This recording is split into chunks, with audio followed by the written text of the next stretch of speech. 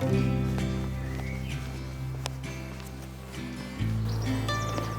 ilus. Mul on küsimus, kas sul on olemas selline asi nagu elulist? See on põhimõtteliselt siuke asi, et see nagu tudulist aga elu jaoks. Ehk siis, kui sa kõnnid ringi ja näed, et keegi teeb midagi ägedat, sa oled mingi, ma tahaks ka potentsiaalselt siukest asja teha. Et selle listi lahti, paned selle kirja ja siis, kui sul elu hakkab nagu ei tea väga mida teha, hakkab igavamaks minema, siis sa võtad selle listi ette ja teed sealt midagi. Kui sul ei ole sellist asja, siis palun tee see kohe. Vahet pole, kas sul on praegu see list või ei ole. Palun kirjuta mulle üks asi, mis sul seal listis oleks või juba on. Ja kirjuta midagi, mis sa arvad, mis minu listis oleks. Sest et ma tahaks teada, mis sa arvad. Kogu aeg ma metsa tulen, mul hakkab niimoodi mõte tööle. Aga kui sa suudad millestki unistada ja midagi enda jaoks ette kujutada, siis see koht on sinu jaoks olemas. Sa ei saaks seda ette kujutada, kui seda ei oleks. Ja siis küsimus on selles, kui palju sa oled nõus seda otsima.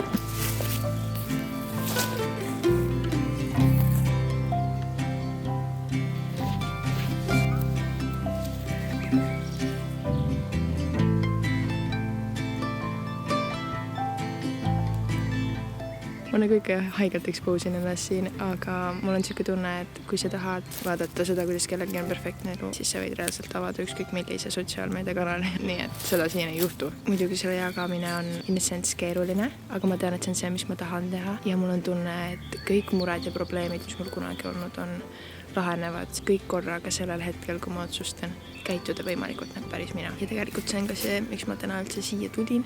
Et mul on tekkinud võib-olla mingid harjumused, mis ei ole mulle head ja mida ma teen selleks, et võib-olla mingist tundest eemale saada või mingit tunnet ignoreerida. Ja muidugi neid harjumusi on tegelikult niikuinii väga palju. Iga kord, kui ma võtan telefoni lahti ja hakkan mindlessly scrollima, siis see on tegelikult täpselt samamoodi. Ma olen aru saanud, et millestki nagu eemale saada, et ma ignoreerin millegi tegemist, millegi mõtlemist, aga lihtsalt neid harjumusi on tulnud nagu veel. Võib-olla mingid asju, mille üle ma ei ole nagu nii uhke. Nende harjumuste nagu tegemine ei ole otseselt halb ja hea, ma arvan, et miski ei ole otseselt halb ja hea. Lihtsalt küsimus on see, et miks me neid teeme. Ja kui ma enda käest küsin, et miks ma neid asju teen, siis ma saan aru, et see on tegelikult selleks ikkagi, et mingeid tundeid mitte tunda. Ühesõnaga, mida ma ignoreerin? Ja teine asi, miks ma siia tulin, mida peale ma mõtlema hakkasin. Kui ma teen kaamera lahti, istun siin ja räägin, siis ma tunnen, et see on kõige rohkem mina, mis ma kunagi olnud olen. See osa, mida ma endast jagan ja see, kuidas ma seda jagan. Aga see hetk, kui ma panen kaamera kinni ja võib-olla olen teiste inimestega ja ma ei ole oma ette ja ma ei ole metsas. Siin, kus ma tunnen ennast kõige turvalisemana, siis ma lasen liiga kergesti teiste inimeste energiaid endale ligidale. Hakkan kuidagi teisi inimesi võib-olla nagu matkima mingit pidi nende energiat. Eks ta võib olla selleks, et rohkem meeldida või rohkem mida iganes olla. See ei pane mind ennast nagu hästi tundma. Ja mu küsimus endal ongi see, et kuidas ma saan jääda iseendaks ja iseendas ennast hästi tunda ka siis, kui ma olen teiste inimestega.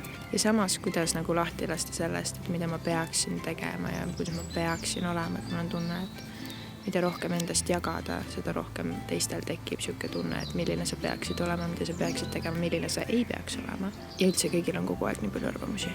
Aga küsimus on nagu selles, mis minu arvamus on. Mis minu jaoks õige on.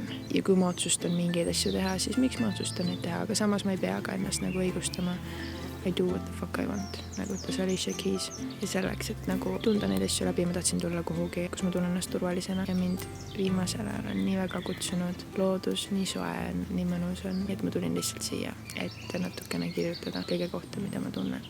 Ja võib-olla kirjutada lahti need harjumused, mida ma siin võib-olla liiga palju entertaininud olen ja miks ma neid üldse teen. Ja siis leida see tunne, mida ma ignoreerin. Ja siis seda tunda. See on plaan.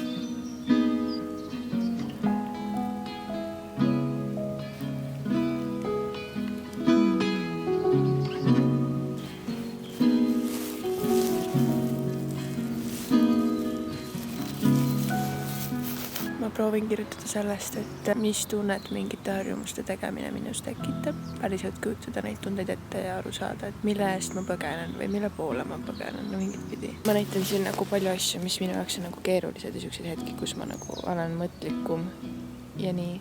Aga ma ei taha, et see jätaks tunda, et see on nagu mu kogu elu. Kõige ilusamad ja paremad ja õnnelikumad hetked toimuvad ja tekivad tavaliselt pärast seda, kui ma olen istunud oma valu sees ja tunnetanud läbi valusaid tundeid, mis alguses tundub alati räigelt hirmutav. Aga iga kord, kui ma teen selle otsuse, et okei, ma ei lükka neid eemale, ma lihtsalt olen. Kannatus ongi üks osa sellest kogemusest, mis on elu. Aga see ei tähenda, et me ei peaks püüdlema selle poole, et seda kannatust lõpetada. Me niikuinii teeme seda ja ma arvan, et see on super tore. Ja kui üks hetk see kannatus lõpeb, siis on hästi. Ja kui ei lõpe, siis see on ka hästi. Ja kannatus tekibki siis, kui me tunneme, et me oleme nagu kõigest nagu eraldatud ja et me ei ole nagu üks kõigega. Need hetked, kus ma suudan oma tsentrisse nagu jõuda oma keskmesse, siis mul ei ole enam eraldatuse tunnet. Hakkasin mõtlema selle peale, ma hakkan kohe lutmast, et see on ilus tunne. Ja üks päev ma suutsin selle tunde saavutada, kui ma käisin linnas ühes pargis istumas ja päike paistis mulle peale ja siis ma lihtsalt olin seal. Ja ma tundsin ennast nii hästi, lihtsalt ma jõudsin sinna tsentrisse, kuhu ma alati ei jõua, aga vahel jõuan. Ja kui ma selle tundega saan nagu ringi liikuda inimeste seas, see on kõige võimsam asi maailmas. Okei, see on natukene lamp, aga vaata, ma rääkisin enne sellest elulistist ja ma just üks päev kirjutasin sinna elulisti sellise asja, et ma tahaksin endale täiega saada bluusi, kus peal on kirjas, võib-olla ma pean selle ise tikkima, aga I am you. Ma nägin kuskil siukest ja ma olin lihtsalt, oh my god, mul on vaja seda. Sest et see on see tunne ja ma tunnen siis, kui ma jõuan oma keskmesse nagu. Ma tunnen, et ma ka aina rohkem õpin nagu aru saama seda, et need hetked, kus ma jõuan sinna keskmesse, need on nii ilusad ja nii maagilised, nii spirituaalsed ja kenad ja samas me tulime siia nagu maa peale ikkagi selleks, et kogeda kõiki neid inimlikke osi ja inimlikke asju, mitte selleks, et we are not humans having a spiritual experience, we are spiritual beings having a human experience. See saab meie elu teha hästi palju ilusamaks, kui me leiame oma tee ja ühenduse millegi suuremaga ja kõrgemaga ja suudame tunda ennast rohkem kui üks kõigega. Aga samas me ei saa ka ära unustada, et me tulime ikkagi siia, et inimese kogemust saada. See on ka tähtis. Mul hakkab kõht tühjaks minema vaikselt. Ma tahaks lihtsalt igaveseks jääda siia, see vaikus. Maailma kõige ilusam asi maailmas. Maailma kõige ilusam asi maailmas.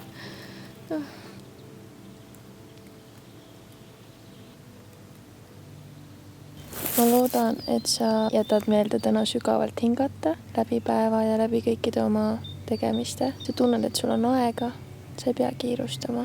Saad võtta aega, et neid igat väikest momenti ja mõnusat hetke nautida. Aitäh, et sa siin olid minuga. Ma saadan sulle hästi palju armastust ja soojust ja eneseteadlikkust, kuigi ma arvan, et kui sa seda videot juba vaatad, siis sul on päris palju, kui sind siuksed asjad huvitavad. Ja ma loodan, et sa leiad endale turvalise ja mõnusa koha omaenda kehas. Aitäh sulle. Näeme järgmine kord. Tšauki!